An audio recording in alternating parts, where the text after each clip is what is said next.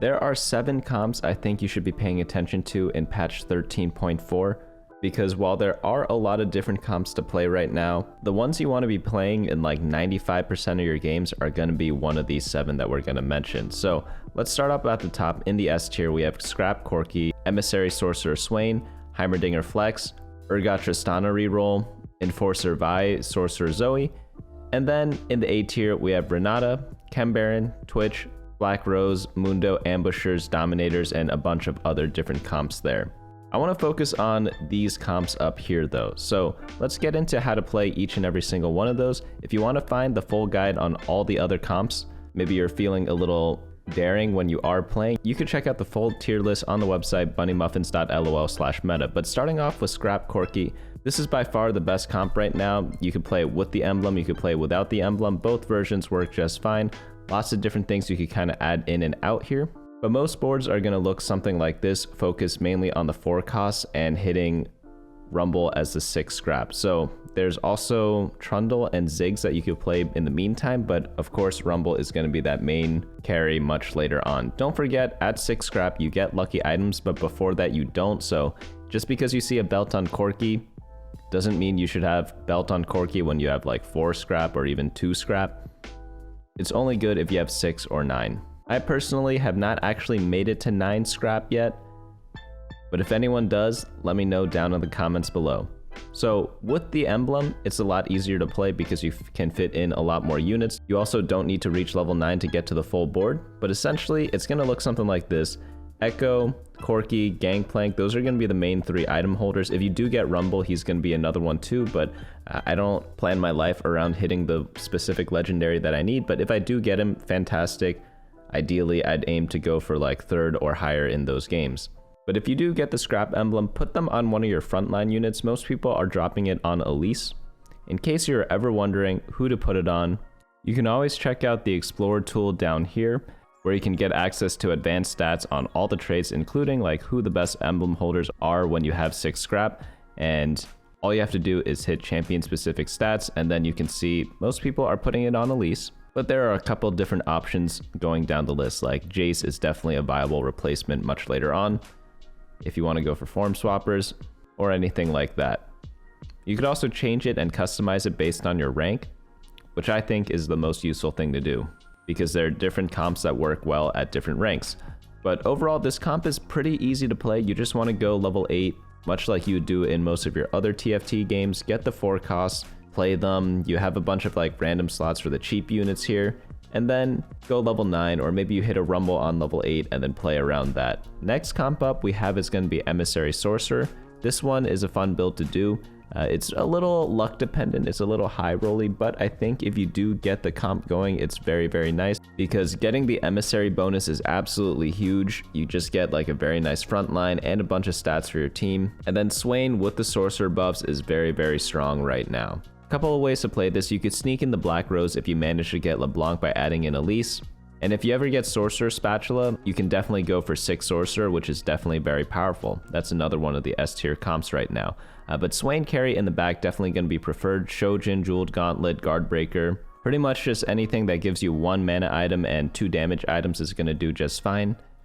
But getting multiplier items such as Crit from Jeweled Gauntlet and Damage Amp from Guardbreaker work pretty well together. You don't really need like Archangels whenever you play Swain, because you get a lot of AP from Sorcerer. Next up you have LeBlanc. Spear, Shojin, and Morello I think are my favorite combos on her, but she can pretty much use anything. Garen gonna be your main tank. Just put the health items on him. Any armor or magic resist item will work also. But the health is nice because he is an emissary unit, and his emissary bonus gives health to the 2 units next to him, so that's a nice little touch thing to do there. But you play this with a 3-cost reroll pattern. You definitely want Swain 3.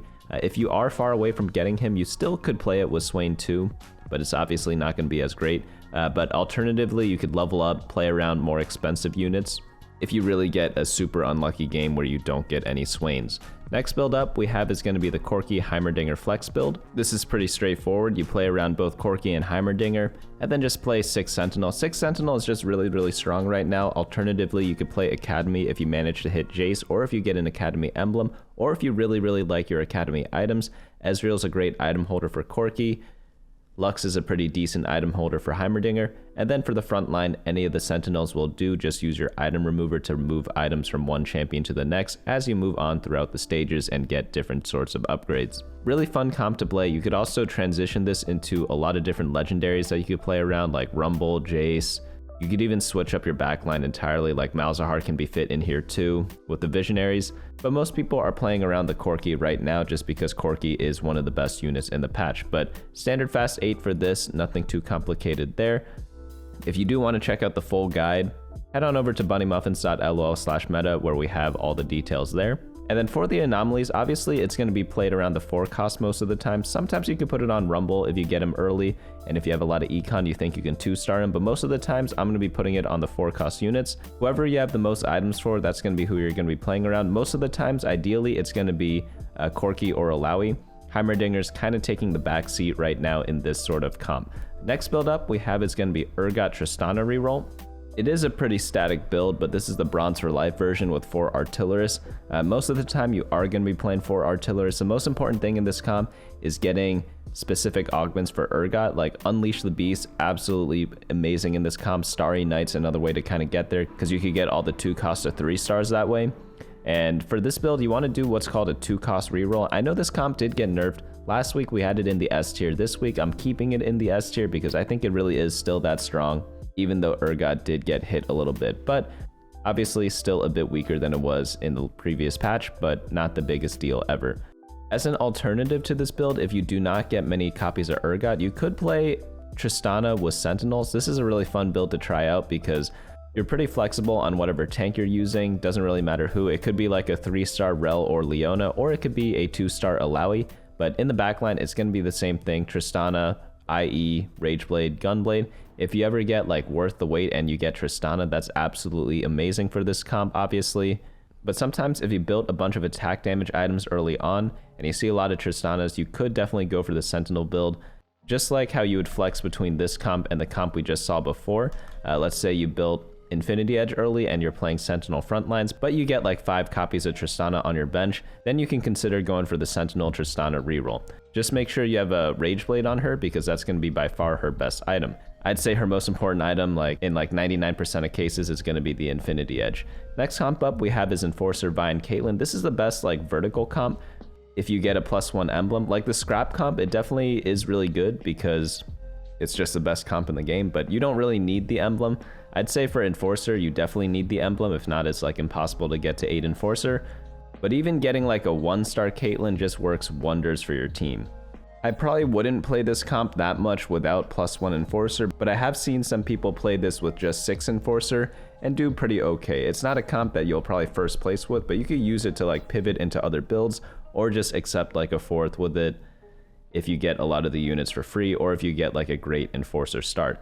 Another interesting thing you could do with this comp is if you get a bunch of AP items, you could play around Twisted Fate a little bit. And of course, the 4 cost you play around is pretty flexible. Like in this version, we have Ambessa, but it doesn't really need to be Ambessa, it doesn't need to be Savika. Obviously, Savika is an obvious choice because you have a Pit Fighter in Vi, and if you look at all the Pit Fighter units, she's going to be the most expensive one. But you could definitely run a Gangplank, you can run an Alawi, you can run an Elise, like any frontline or backline unit, if you have items for them, they're going to be working out pretty well. So pretty much anything works in this comp. Not anything, but like a lot of things work in this comp. Just make sure you get the emblem for them and put it on whoever you're kind of playing around. Enforcer's good because it gives a % health shield and it gives damage amp, so it could work on either a frontline or backline unit. And obviously for this comp, since you're going for expensive units, standard leveling, but I do highly recommend trying to play this if you get a very nice economy augment, because it's really difficult to get Caitlyn otherwise, especially if you aren't that great at the fundamentals of TFT. If you are looking to improve your fundamentals though, I have been doing a bunch of coaching videos on the channel, so check those out if you have not already, where we go over a lot of common econ mistakes that a lot of players are making. Next up we have is Sorcerer Zoe. This comp's a little funny because like it runs a lot of sorcerers, runs a lot of Blackrose. It's kind of like a combo comp, but it is very, very strong because they buff Sorcerer. Right now when you play 6 Sorcerer, you give like a damage reduction on your enemy units, and since a lot of sorcerers hit a ton of stuff, like it's pretty much hitting their whole board, right? Combine that with the Blackrose tankiness from 5 Blackrose, and you have a pretty solid comp. Swain's going to be your main tank. He's not like a main tank in most cases though, because he is a 3-cost unit, but I have seen some people 3-star him in the front line, which is very, very nice to do. So if you ever get like lesser duplicators, this is a comp to consider because you don't have to go all in on re-rolling for Swain, but if you happen to get a bunch of him, you definitely can 3-star him and get a huge buff. But your main carries in the backline are going to be LeBlanc and Zoe. Most people are playing around LeBlanc, but that can't happen every game because she is a legendary unit. As with most legendaries, it's going to be pretty difficult to kind of plan your entire game around them, but the comp becomes like exponentially better with her. Not only is she the most expensive unit in the comp, but she also is a Blackrose unit, so she kind of fits that double role. So if you see her on Carousel and you're playing this comp, you definitely have to take her. I've noticed a pattern recently with a lot of these vertical comps.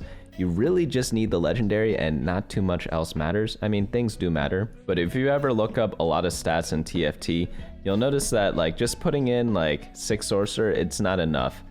Yeah, actually, let's do that right now. We have 6 Sorcerer here with the emblem. It's averaging 4.13, but you'll notice if we exclude LeBlanc, what's everyone's guesses for what the average placement is going to be? So with LeBlanc, it's going to be 3.59, but excluding it is going to make it 5.77. That's how key legendaries are in like pretty much every vertical comp. It's actually a little disgusting. Like luckily, I think the 1-star version's good enough. Like you don't absolutely need the 2-star, like 4.32 with the 1-star, but it's crazy how a lot of times it just goes to complete garbage. I know there's a lot of survivorship bias because obviously the later you get into the game, the higher placement you get, and then you get the LeBlanc, right? Like sometimes you could be playing without LeBlanc and then in stage 6 or even stage 7, you just hit it randomly. And then like, yeah, obviously those games you're going to be going like 1st or 2nd. But it's not just the data. You kind of have to take my word for it too. Like a lot of these comps, they do not work without the legendary. So the way to work around that is to either roll early and stabilize and win every round in stage 4 so that you don't need to get your legendary in order to top 4, or you build up a huge economy, go level 9 and get her that way. I'm oversimplifying this a lot. There's a lot of other nuance to this, but if I had to give you 2 options, that's like the 2 I would give you right now. Next build up and the last build that we're going to be going over in this video, because I think the rest of the comps, like they're all very solid. There's spaces for them. Like Twitch is a popular comp still, but I really think focusing on the top 7 is going to do a lot more work for you in terms of bang for your buck, because we covered all the other comps in the previous week, so you could check out that video if you want. But the last comp I want to cover is going to be the Renata Glass reroll. This comp got a lot better because 6 Visionary is really, really good because they buffed Visionary a lot. So if you ever get his Visionary emblem, playing something like this is going to be very solid with the Renata reroll. Some people are even itemizing their Morgana. I see like Blue Buff, Morello Morgana doing pretty solidly. But the core of the comp remains the same as it was from like 2 patches ago when this was popular. You pretty much put Renata in the back line, get an Archangel on her so that she stacks up really, really quickly. I've also seen some people putting a Quicksilver on their Renata. It's something that came out of China recently, like not recently, like they've been doing it for a couple of patches, but it caught on recently. You could see from like the amount of games that people have been using it. Archangel, Shojin, and Nashers are by far the most popular items, but you check out Quicksilver down here. It's a very respectable item, and I don't know what it is, but like there's a lot of innovation in TFT from China. I mean, they have a huge player base, right? So a lot of people kind of copied that, but it's a pretty interesting build if you are not able to get all the other items. And the reason why Quicksilver works, a lot of people don't know this. They think it's like, oh, it's only good because you get crowd control immunity, which is nice, right? But you don't really put it on backline units such as Renata because they don't get crowd controlled that often. The only thing that could really hit her is like Elise and Victor. But with Quicksilver, it's actually also a stacking item with attack speed. So since your front line lives so long because you're running like 4 to 6 Sentinel with like 3 stars in the Sentinels, you're able to just get your Quicksilver fully stacked up and have her just auto attack really, really quickly. And then because of that, she's able to cast a lot in the later parts of the fight. So it's kind of like a fake scaling item. It's not a fake scaling item. It is a scaling item, but it's for attack speed, which also still kind of helps her. So it's a great replacement for like Nashor's Tooth. I think you pretty much need the Archangels. Like it gets pretty weak without that. But even like you could have no Shojin, but a Quicksilver that's stacked up. and then have like a decent Renata still. You know, like obviously I'd rather have the Shojin, but in a worst case scenario, that is definitely possible. But yeah, this is a 2-cost reroll comp. A little situational. You do want certain augments for this, like +1 Visionary, +1 Sentinel, Starry Night, things like that are going to be fantastic for her. And then, yeah, you just get everyone 3-star, choose a tank, and then get some scaling stuff on your Renata. You could do it through like anomalies too, but overall, like very solid, underrated comp right now. I think it should be played more because I personally think it's definitely really, really good. But just to summarize, how am I going to be approaching this patch at TFT? Patch is going to last for like maybe 5 more days, 4 or 5 more days, I forget. But scrap Corki, if you can force it, definitely go for it, whether you get the emblem or not.